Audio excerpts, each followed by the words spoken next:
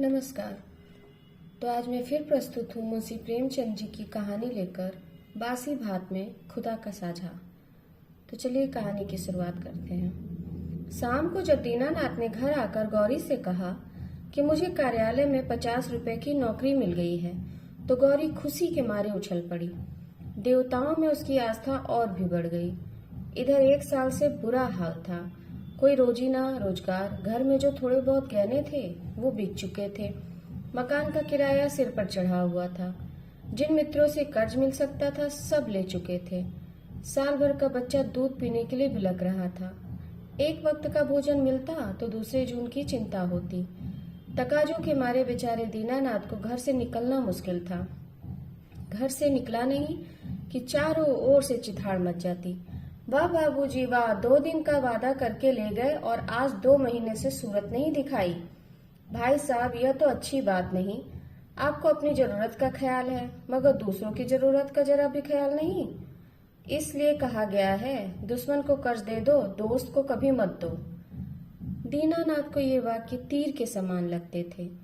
उसका जी चाहता कि जीवन का अंत कर डाले, लेकिन बेजबान पत्नी और अबोध बच्चे का मुंह देखकर कलेजा थाम कर रह जाता। लेकिन आज भगवान ने उस पर दया की और संकट के दिन कट गए। गौरी ने प्रसन्न होकर कहा, मैं कहती थी कि नहीं, भगवान सबकी सुध लेते हैं और एक ना एक दिन हमारी भी सुध लेंगे, लेकिन आपको विश्वास ही नहीं आया था। बोलो, अब तो भगवान के दयालुता के कायल हुए? दीनानाथ ने हठ धर्मी करते हुए कहा, यह मेरी दौड़ धूप का नतीजा है, इसमें भगवान की क्या दयालुता। भगवान को तो तब जानता जब कहीं से छप्पर फाड़ कर मुझे दे देते। परंतु मुंह से चाहे कुछ कहे, ईश्वर के प्रति दीनानाथ के मन में श्रद्धा उदय हो गई थी। दीनानाथ का मालिक बड़ा ही रूखा आदमी था और काम में बड़ा चुस्त। उसकी उम्र 50 की लगभग थी और स्वास्थ्य भी अच्छा ना था। फिर भी वह कार्यालय में सबसे ज्यादा काम करता। मजाल ना थी कि कोई आदमी 1 मिनट की भी देरी करे या 1 मिनट भी समय से पहले चला जाए। बीच में 15 मिनट की छुट्टी मिलती थी, जिसमें जिसका जी चाहे पान खा ले या सिगरेट पी ले या जलपान कर ले। इसके अलावा 1 मिनट का भी अवकाश नहीं मिलता था। वेतन पहली तारीख को मिल जाता था। उत्सवों में भी दफ्तर बंद रहता और नियत समय के बाद कभी काम न लिया जाता था। सभी कर्मचारियों को बोनस मिलता था और प्रोविडेंट फंड की भी सुविधा थी। फिर भी कोई आदमी खुश ना था। काम या समय की पाबंदी की किसी को शिकायत न थी। शिकायत थी सिर्फ मालिक के शुष्क व्यवहार की।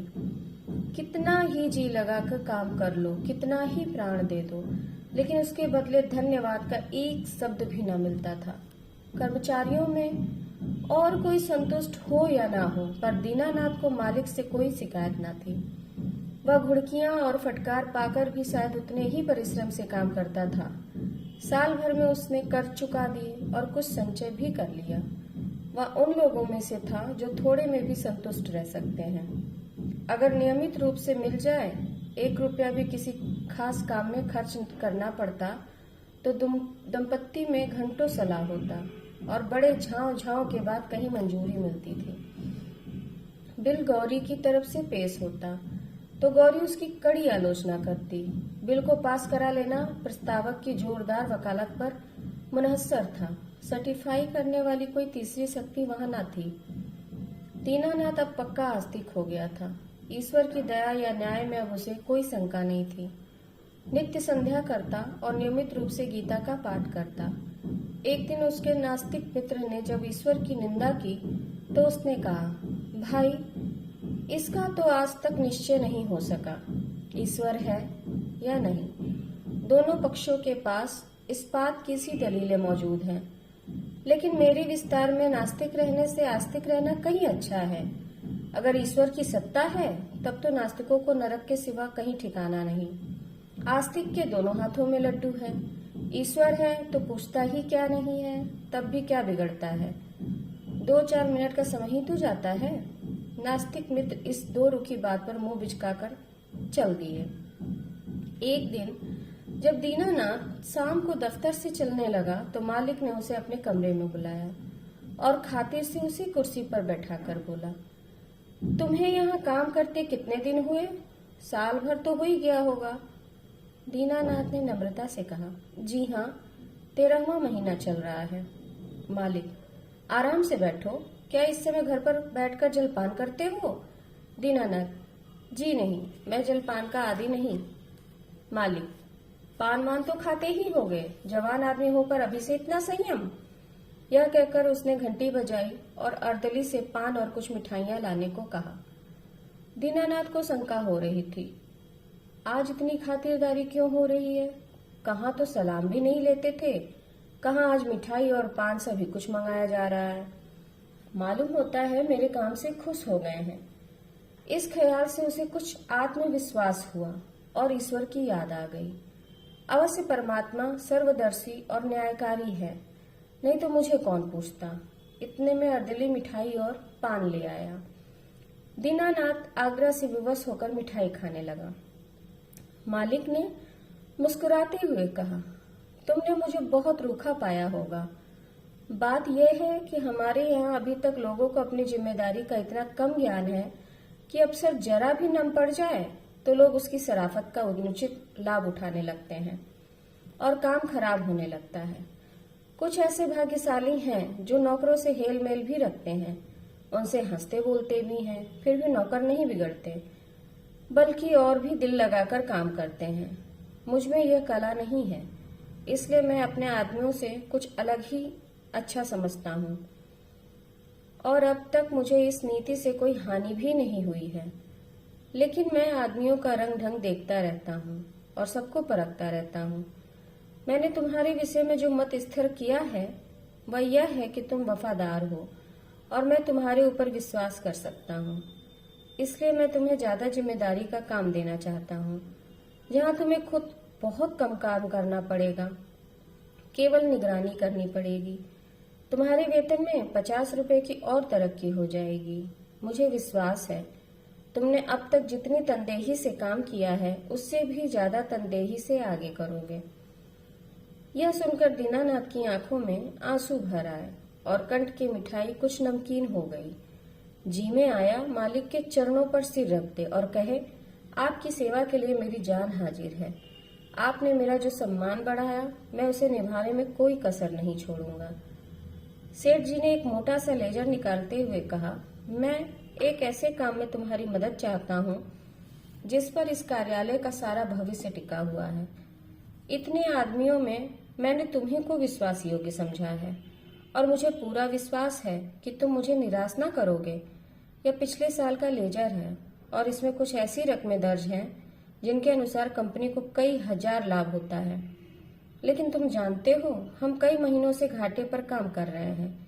जिस क्लर्क ने यह लेजर लिखा था उसकी लिखावट तुम्हारी लिखावट से बिल्कुल मिलती है। मैं चाहता हूं तुम लेजर में एक पृष्ठ फिर से निकाल कर लिख दो और उसे जोड़ दो।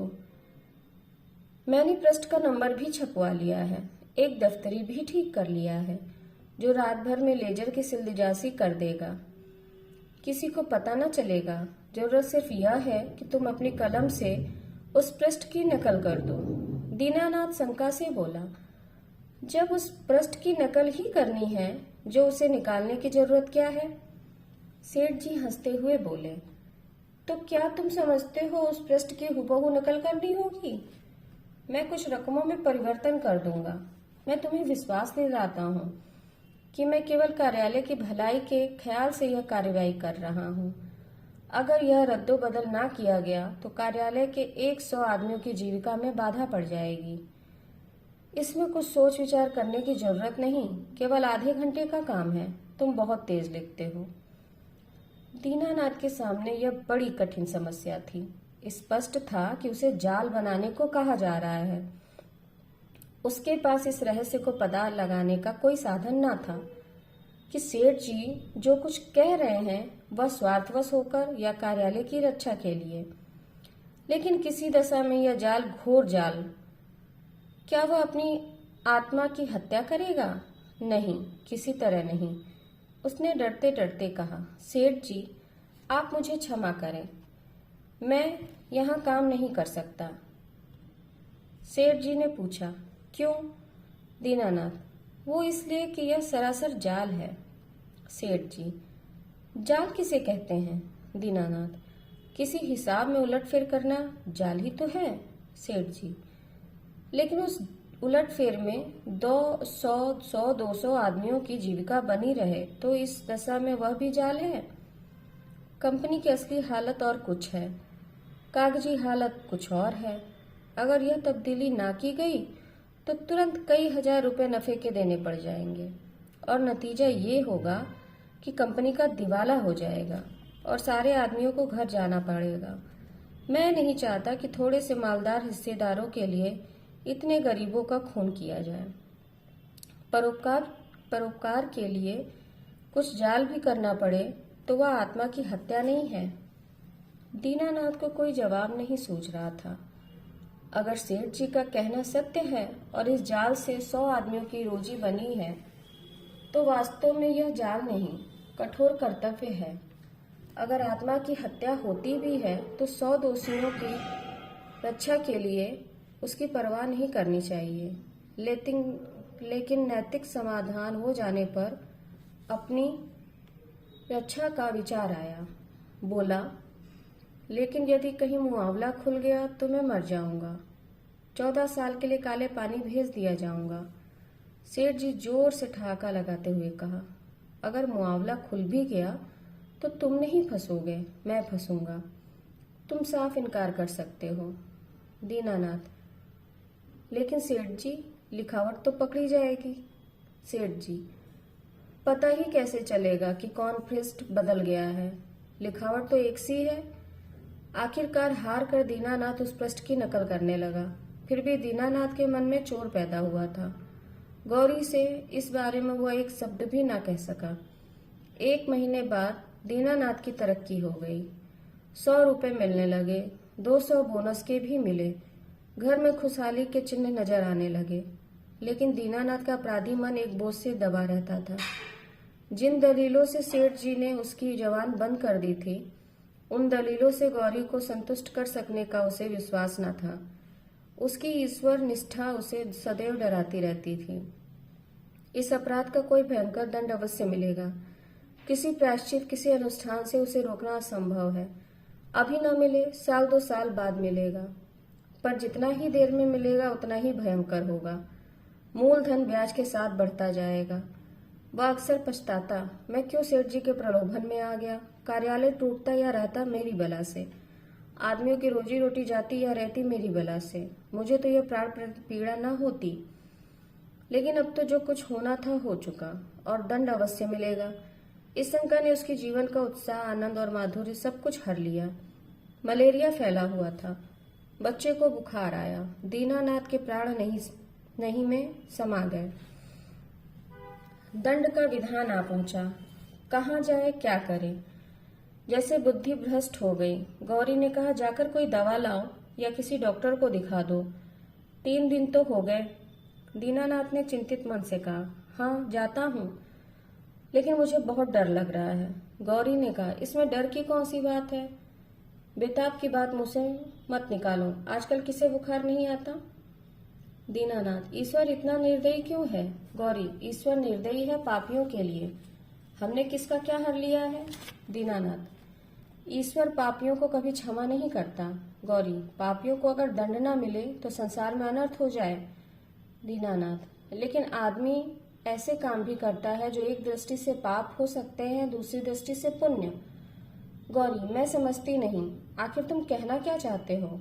दीनानाथ, मान लो मेरे झूठ बोलने से किसी की जान बचती हो तो क्या वह पाप है? गौरी, मैं तो समझती हूँ ऐसा झूठ पुण्य है। दीनानाथ, तो जिस पाप से मनुष्य का कल्याण हो वह पुण्य है। गौरी, और क्या? दीनानाथ की अमंगल शंका थोड़ी देर के लिए दूर हो गई। डॉक्टर को बुला लाया, इलाज शुरू किया। बालक 1 सप्ताह में चंगा हो गया, लेकिन कुछ ही दिन बाद वह खुद बीमार पड़ गया। यह अवश्य ही ईश्वरीय दंड है और वह बच नहीं सकता। साधारण मलेरिया ज्वर था, लेकिन दीनानाथ की दंड कल्पना ने उसे सन्निपात का रूप दे दिया। ज्वर में नशे की हालत की तरह यूं ही कल्पना शक्ति तीव्र हो जाती है। पहले केवल मनोगत शंका थी, वह गंभीर सत्य बन गई। कल्पना ने यमदूत रच डाले, उनके भाले और गदाएं रच डाली। नरक का अग्निकुंड दहका दिया। डॉक्टर के एक घूंट दवा 1000 मन की गदा की आवाज और आग के उबलते हुए समुद्र के दार पर क्या असर करती। दीनानाथ मिथ्यावाद न था, पुराणों की रहस्यमय कल्पनाओं में उसे विश्वास न था, न ही वह बुद्धिवादी था। और ईश्वर में भी तभी उसे विश्वास आया जब उसकी तर्क बुद्धि कायल हो गई। लेकिन ईश्वर के साथ उसकी दया भी आई, उसका दंड भी आया। दया ने उसे रोजी दी, मान दिया। ईश्वर की दया ना होती तो शायद वह भूखों मर जाता, लेकिन भूखों मरना अग्निकुंड में ढकेल दिए जाने से कहीं सरल था। खेल था।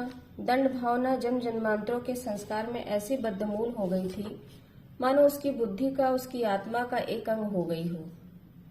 उसका तर्कवाद और बुद्धिवाद इन मंत्रों के जमे हुए संस्कार पर समुद्र की ऊंची लहरों की भांति आता था, पर एक क्षण में उन्हें जलमग्न करके फिर लौट जाता था और वह पर्वत ज्यों का त्यों अचल खड़ा रह जाता था। जिंदगी बाकी थी, बच गया। ताकत आते ही दफ्तर जाने लगा। एक दिन गौरी बोली, जिन दिनों तुम बीमार थे और एक दिन तुम्हारी हालत बहुत नाजुक हो गई थी, तो मैंने भगवान से कहा था कि यह अच्छे हो जाएंगे तो 50 ब्राह्मणों को भोजन कराऊंगी। दूसरे ही दिन से तुम्हारी हालत सुधरने लगी। ईश्वर ने मेरी प्रार्थना सुन ली। उसकी दया ना होती तो मुझे कहीं मांगे भीख ना मिलती। आज बाजार से सामान ले आओ तो मनौती पूरी कर दूं। 50 ब्राह्मण न्योते जाएंगे तो 100 अवश्य आएंगे। 50 कंगले भी समझ लो, और मित्रों में 20-25 निकल ही आएंगे। 200 आदमियों का डॉल है। मैं सामग्रियों की सूची लिख देती हूँ। दीनानाथ ने माथा सिकोड़कर कहा, तुम समझती हो भगवान की दया से अच्छा हुआ हूँ? गौरी, और कैसे अच्छे हुए हो? दीनानाथ, अच्छा हुआ इसलिए कि जिंदगी बाकी थी। गौरी, ऐसी बात ना करो, मनौती तो पूरी करनी ही होगी। दीनानाथ, हरगिज नहीं, मैं भगवान की दयालुता नहीं समझता। गौरी, और क्या भगवान निर्दयी हैं? दीनानाथ, उनसे बड़ा निर्दयी कोई संसार में ना होगा, जो अपने रचे हुए खिलौनों को उनकी भूलों और बेवकूफियों की सजा अग्नि कुंड में ढकेल कर दें।